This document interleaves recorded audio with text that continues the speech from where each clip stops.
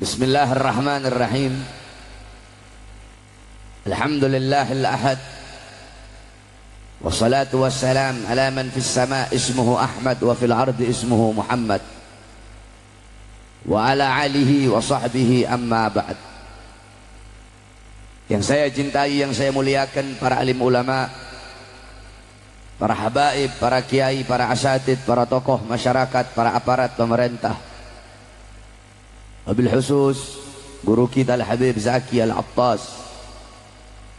Yang saya cintai, yang saya muliakan, guru kita Al-Ustadz Zulkarnain, beserta seluruh para asatid, seluruh para kiai, seluruh para tokoh masyarakat, para sesepuh, para ajengan, wabil khusus ketua panitia beserta seluruh panitia peringatan Maulid Nabi besar Muhammad sallallahu alaihi wasallam, beserta seluruh hadirin hadirat, bapak-bapak, ibu-ibu, pemuda-pemudi umat baginda Nabi besar Muhammad yang selalu dimuliakan oleh Allah Subhanahu wa taala.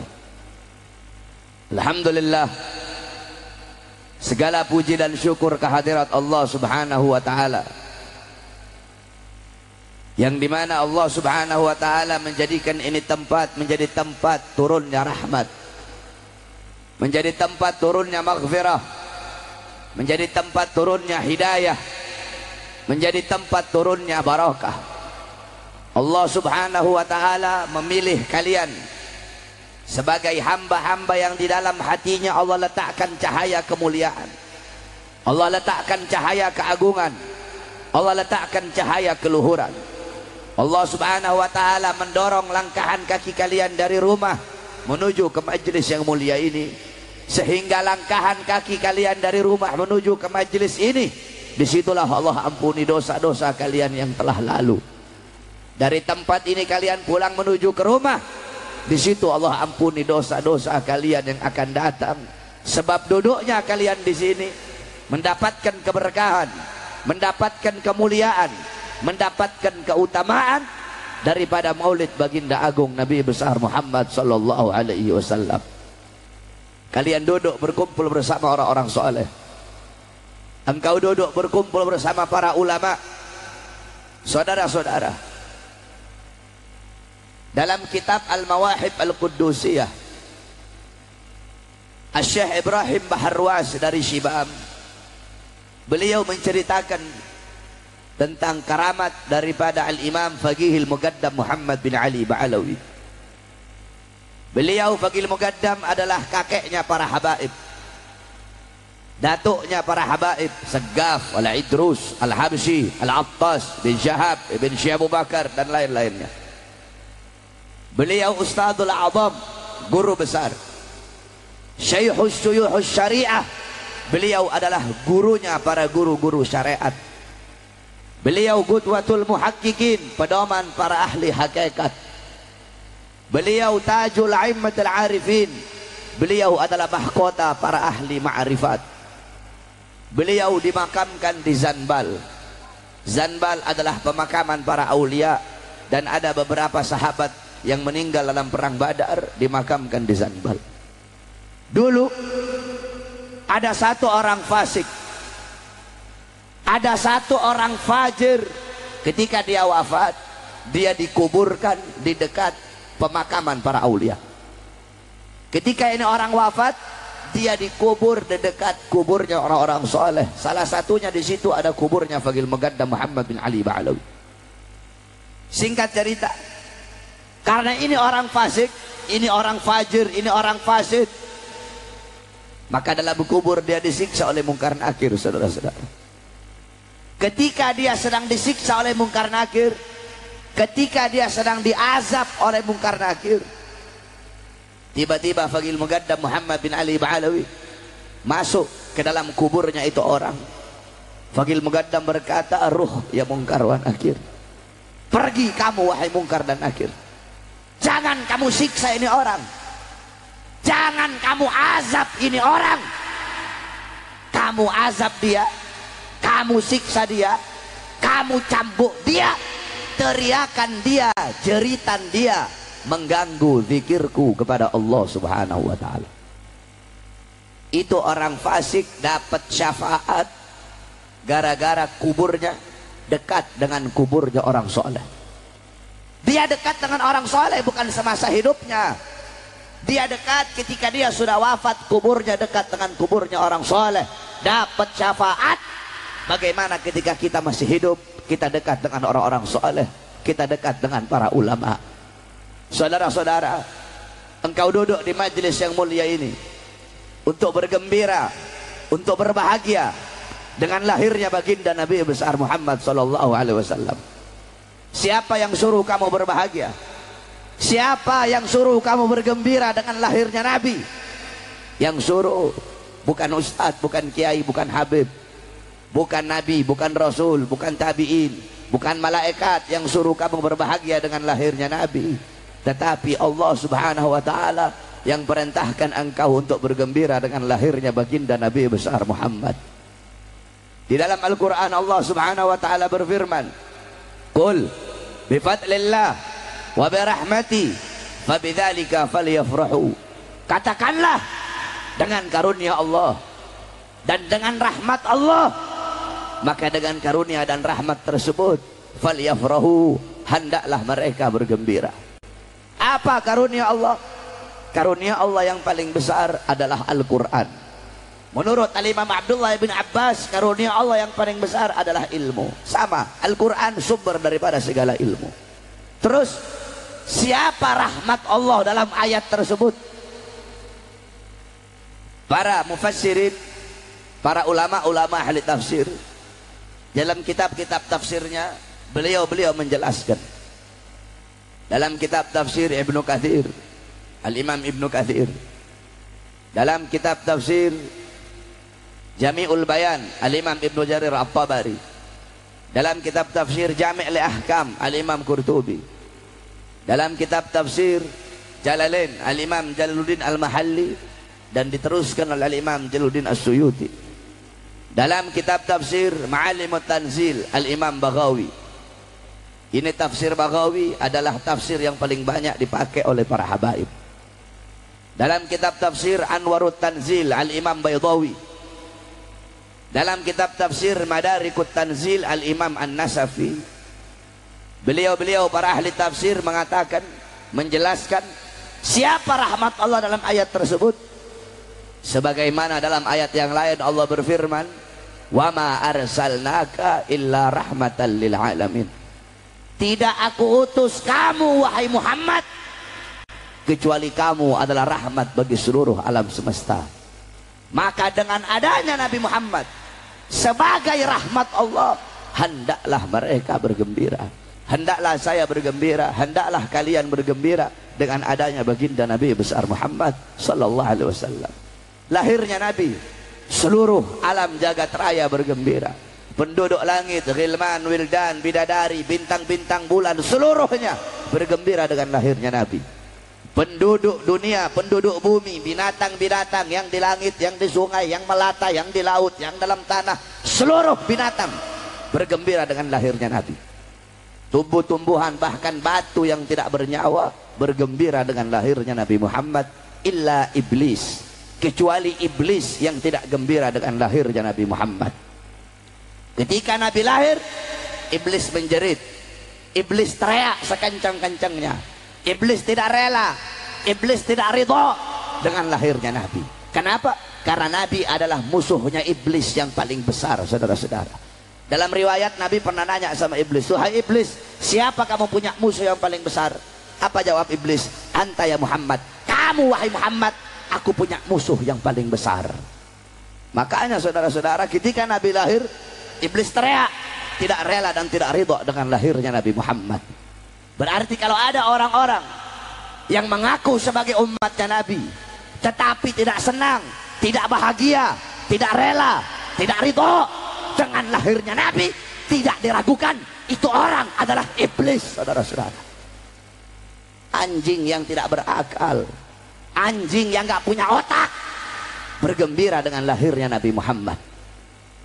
Kalau ada orang-orang yang berakal, mengaku sebagai umat Nabi, tetapi tidak bahagia, tidak gembira, tidak senang dengan lahirnya Nabi, itu orang lebih anjing dari anjing, saudara-saudara. Batu yang tidak bernyawa bergembira dengan lahirnya Nabi Muhammad.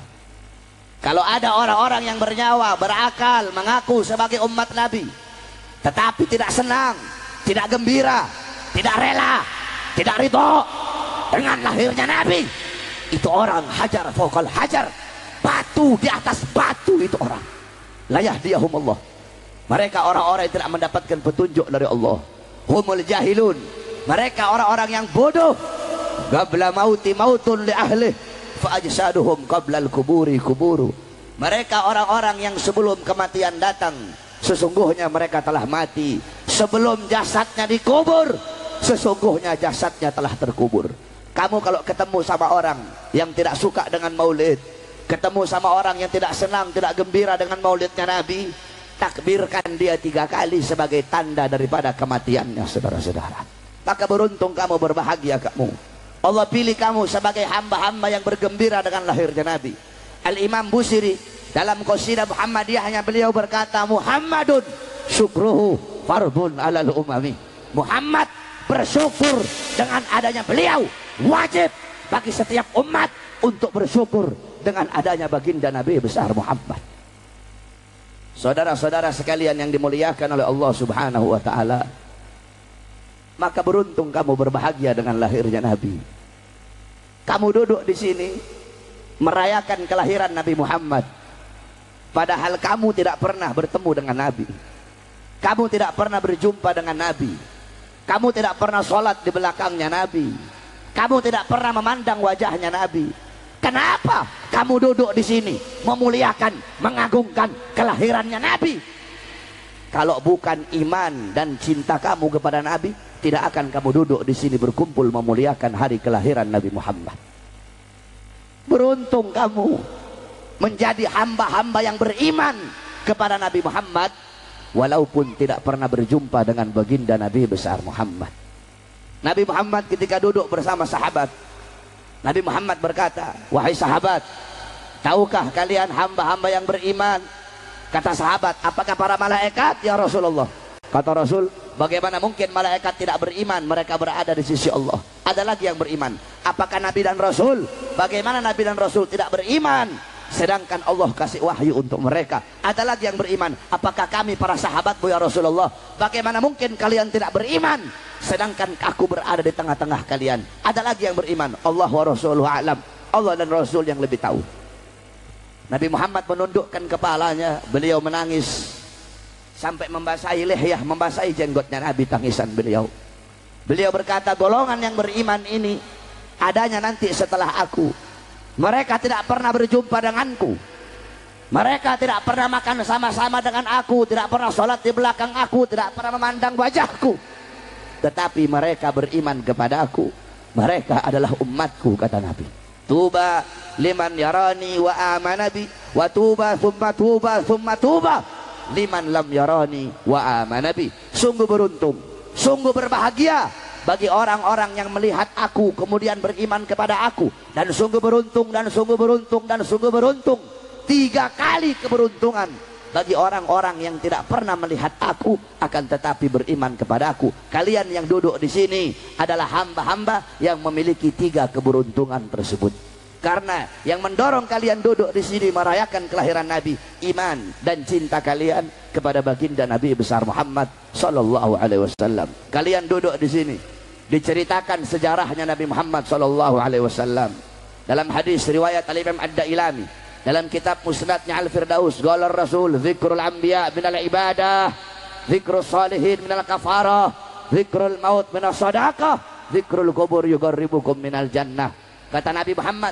mengingat para nabi, menyebut para nabi, menyebut para rasul, mengingat para nabi, mengingat para rasul, itu adalah ibadah. kamu duduk di sini, diceritakan sejarah Nabi, bagaimana ilmunya Nabi, amalnya Nabi, waraknya Nabi, khaufnya Nabi, khasyahnya Nabi, zuhudnya Nabi, qanaahnya Nabi Muhammad SAW. Maka kamu pulang dari sini, bawa amalnya Nabi Muhammad di rumah tangga kamu, di kehidupan kamu, dalam kepribadian kamu, di masyarakatnya kamu. Jadikan rumah tangga kamu rumah tangga Nabi Muhammad. Jadikan kamu punya kampung-kampung baginda Nabi besar Muhammad SAW. Ikuti para ulama, ikuti para aslafun salih, ikuti orang-orang saleh, ikuti terus para habaib, para kiai, karena beliau-beliau adalah pewaris baginda Nabi besar Muhammad. Nabi tidak mewarisi harta, tidak mewarisi pangkat, jabatan, tahta, kekuasaan, emas, permata. Bukan itu warisannya Nabi. Warisannya Nabi ilmu, amal, akhlak, wara, khauf, ikhlas, sabar, taqwa, istiqamah, zuhud, ibadah, qanaah, khasyah, syauq, raja, dan lain-lainnya, yang dimana itu dibawa oleh para ulama. Maka jangan kamu jauh dari ulama, jangan kamu jauh dari orang-orang soleh. Ikuti mereka, cintai mereka, agungkan mereka. Akrimul ulama fa innahum indallahil qurama. Muliakan para ulama, agungkan para ulama, karena beliau-beliau golongan yang mulia, golongan yang agung di sisi Allah Subhanahu wa taala. Alaikum bimujalasatil ulama, hendaklah kalian selalu duduk dengan para ulama, duduk dengan orang-orang soleh. Saudara-saudara, siapa para ulama, siapa orang-orang soleh? Al-Imam Al-Habib Abdullah ibn Halwal Haddad, beliau mengatakan, hum ibadun kiramun atharallah rabbahum fa'atharahum. Mereka orang-orang soleh, mereka adalah hamba-hamba yang mulia, hamba-hamba yang agung, hamba-hamba yang dimuliakan oleh Allah Subhanahu wa taala. Mereka hamba-hamba yang dalam hatinya penuh dengan kecintaan kepada Allah, penuh dengan rasa takut kepada Allah. Hati mereka bersih dari dunia, bersih dari harta, bersih dari pangkat, bersih dari jabatan. Mereka hamba-hamba yang mengutamakan Allah di atas segala-galanya, dan Allah mengutamakan mereka di atas segala-galanya. Mereka hamba-hamba yang mengedepankan Allah di atas segala-galanya, dan Allah mengedepankan mereka di atas segala-galanya. Bihim yadfa'ullahul balaya wa yakshifur razaya wa yusdikul khairin wa ni'matin. Dengan sebab keberadaan mereka, dengan sebab adanya para ulama di tengah-tengah kalian, Allah angkat bala, Allah angkat musibah, Allah angkat azab, Allah angkat bencana, Allah kasih kamu kenikmatan, Allah kasih kamu kebahagiaan, Allah kasih kamu nikmat, Allah kasih kamu rezeki, Allah kasih kamu anugerah, Allah kasih kamu segala macam kebaikan dengan sebab keberadaan beliau-beliau di tengah-tengah kalian. Walau lahumu bainal anami ladubdikat jibalun wa ardun lirtikabil khati'ati. Kalau bukan karena keberadaan orang-orang soleh, kalau bukan karena keberadaan para ulama di tengah-tengah kalian, sudah Allah hancurkan itu gunung, Allah terbangkan itu gunung, Allah runtuhkan langit. Ini bumi sudah muak, bumi muak diinjak sama orang-orang kayak kita, saudara-saudara. Kalau bukan karena keberadaan beliau-beliau, Allah hancurkan ini bumi, Allah terbangkan gunung, Allah runtuhkan langit. Karena terlalu banyak perbuatan dosa, terlalu banyak maksiat, terlalu banyak mungkarat, terlalu banyak dolalat, terlalu banyak sayyiat, terlalu banyak mukhalafat, terlalu banyak kesesatan, perbuatan dosa, maksiat, pelanggaran-pelanggaran yang kita lakukan. Kalau bukan karena keberadaan beliau-beliau, sudah Allah hancurkan ini dunia. Oleh karena itu beruntung, di tengah-tengah kita masih banyak orang-orang soleh, masih banyak para ulama, sehingga dengan keberadaan beliau-beliau, langit masih menurunkan hujan. Dengan sebab keberadaan beliau-beliau, bumi menumbuhkan tumbuh-tumbuhannya, saudara-saudara. Beliau-beliau adalah golongan yang dimana dalam Al-Quran Allah Subhanahu wa taala berfirman, qul hal yastawil ladina ya'lamuna wal ladina la ya'lamun. Kata Allah, katakanlah, apakah sama orang-orang yang alim dengan orang-orang yang tidak alim? Apakah sama orang-orang yang alim dengan orang-orang yang jahil? Apakah sama orang-orang yang mengenal dengan orang-orang yang tidak mengenal? Apakah sama orang-orang yang dekat dengan orang-orang yang jauh? Maksudnya apa? Artinya apa? La yastahuna abada, la fid dunya wala fil akhirah. Tidak akan pernah sama. Di dunia tidak sama, di akhirat pun tidak akan pernah sama, saudara-saudara. Orang alim dan kita orang awam nggak sama. Orang alim dan pejabat nggak sama. Ulama sama pejabat nggak sama. Jangan kamu samain ulama sama pejabat. Tidak sama, la yastahuna abada. Tidak akan pernah sama, saudara-saudara. Kedudukan para ulama, kemuliaan para ulama, keagungan beliau-beliau jauh lebih tinggi di sisi Allah Subhanahu wa taala. Jangankan ulama, kamu tahu ada santri yang kecil yang ngafalin Zubat, ngafalin Alfiyah, yang belajar ilmu agama. Ini santri yang kecil tadi, kalau mau dibandingkan dengan seorang presiden yang goblok, seorang presiden yang bodoh, seorang presiden yang buta Al-Quran, seorang presiden yang kalau baca la kawala kata billah, seorang presiden kalau mau dibandingkan dengan seorang santri kecil yang paham ilmu agama, santri itu masih lebih mulia dalam pandangan Allah Subhanahu wa taala. Tidak akan pernah sama. La yastawuna abada. Tidak akan pernah sama. Di dunia tidak sama, di akhirat pun tidak sama, saudara-saudara. Oleh karena itu ikuti beliau-beliau, muliakan beliau-beliau, agungkan beliau-beliau. Jangan kamu jauh dari mereka-mereka. Al-Habib Ali bin Muhammad Al-Habsyi beliau berkata, fasa' fima sa'au washrab ma'al gaub mahum ala yahbuk rabbak mithla ma qad habahum. Ikuti beliau-beliau para as-salafun salih. Ikuti ilmu mereka, amalan mereka, ambil amalan-amalan mereka. Kamu ambil amalan mereka, ambil ikuti amalan para salaf. Walaupun saya dan kalian kita tidak bisa mengikuti sepenuhnya amalan para salaf, kita nggak bisa ikut sepenuhnya. Bagaimana mungkin kamu bisa mengikuti amalan-amalan beliau secara keseluruhan? Al-Imam Muqaddam Tsani Habib Abdurrahman Segaf di umur 7 tahun mengkhatamkan Al-Quran dalam 1 rakaat salatnya. Bisa kamu ikuti? Beliau la yanama la lailan wala naharan 33 sanatan. 33 tahun Habib Abdurrahman Segaf nggak tidur. Ditanya, Habib, kenapa kok Habib 33 tahun nggak tidur? Jawab beliau, bagaimana saya bisa tidur? Melihat ke kanan surga, melihat ke kiri neraka. Dalam riwayat melihat ke atas arasnya Allah Subhanahu wa taala. Itu amalan beliau-beliau. Al-Habib Muhammad ibn Ali Maula Aidid bainal maghrib wal isya yaqra 3000 marrah min suratil al-ikhlas. Habib Muhammad bin Ali Maula Aidid antara waktu maghrib dan isya beliau habiskan membaca surat al-ikhlas 3000 kali.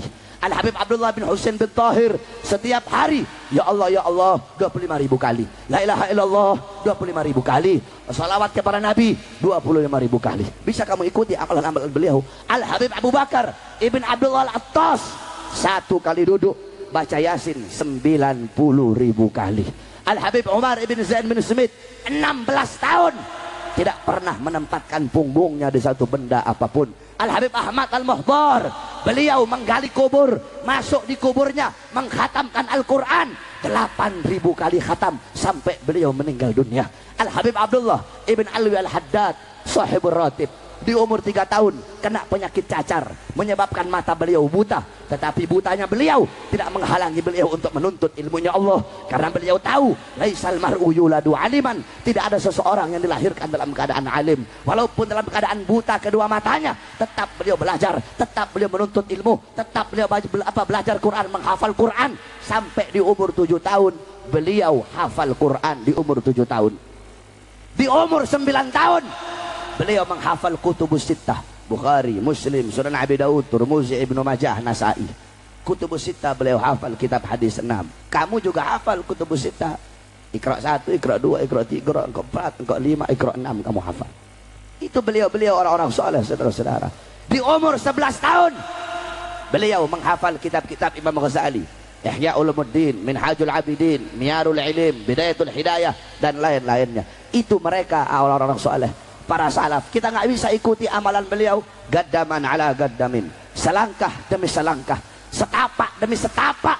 Kamu ikuti amalan mereka. Dengan kamu mengikuti mereka, maka Allah akan memberikan kepada kamu apa-apa yang Allah berikan kepada mereka. Mereka Allah kasih anugerah, kamu Allah kasih anugerah. Mereka Allah kasih rahmat, kamu ikut mereka, kamu Allah kasih rahmat. Mereka Allah kasih laduni, kamu ikut mereka, kamu Allah kasih ilmu laduni. Mereka Allah kasih ilmu wahbi, kamu ikut mereka, kamu Allah kasih ilmu wahbi. Ikuti mereka, jangan jauh dari mereka. Qala Rasul sallallahu alaihi wasallam, Nabi Muhammad sallallahu alaihi wasallam bersabda, kun aliman, jadilah kalian orang-orang alim, jadilah kalian orang-orang yang mengerti ilmu agama.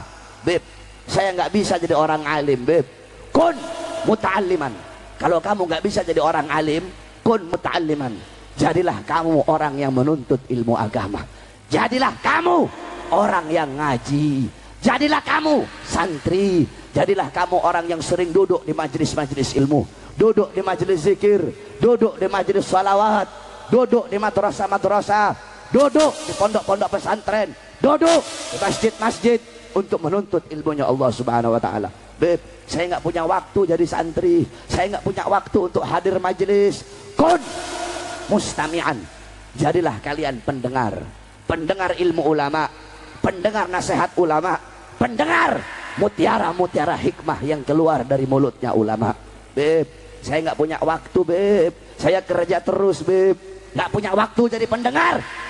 Pilihan terakhir bagi kamu, kun muhibban, jadilah kalian pecinta para ulama, jadilah kalian pecinta orang-orang soleh, jadilah kalian pecinta ilmu para ulama. Jangan kalian jadi golongan yang kelima. Siapa golongan kelima?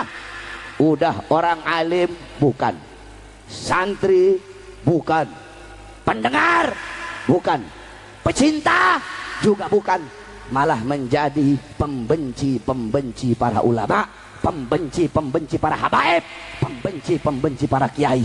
Kata Nabi Muhammad SAW, qala Rasul al-anun nas, kata Nabi, manusia-manusia yang paling bangsat, manusia-manusia yang paling biadab, manusia-manusia yang paling terlaknat, manusia-manusia yang terkutuk adalah manusia-manusia yang tidak cinta kepada Allah, tidak cinta kepada aku, kata Nabi, dan tidak cinta kepada ulama, tidak cinta kepada orang-orang soleh. Ini manusia-manusia paling terkutuk, ini manusia-manusia paling bejat. Siapapun dia, mau pengusaha kaya raya benci sama ulama, berarti itu manusia paling terlaknat. Mau pejabat kek, mau presiden kek, mau polisi kek, benci sama ulama, benci sama habaib, benci sama kiai, berarti itu pejabat laknat, pejabat biadab, kata Nabi Muhammad sallallahu alaihi wasallam.